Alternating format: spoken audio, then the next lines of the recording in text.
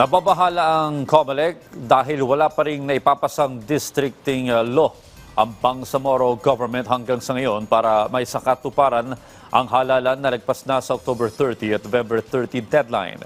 Sabi ng COMELEC, sakaling magkaroon ng districting law sa mga susunod na linggo o buwan, maaari namang malabag nito ang continuing registration law kung saan ipinagbabawal ang anumang alterations o pagpapalit 120 days bago ang election day.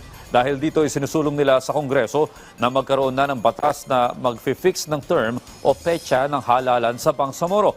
Samantala, nanindigan pa rin ng COMELEC na ituloy ang halalan sa March 30, depende kung may mapapasa ng batas.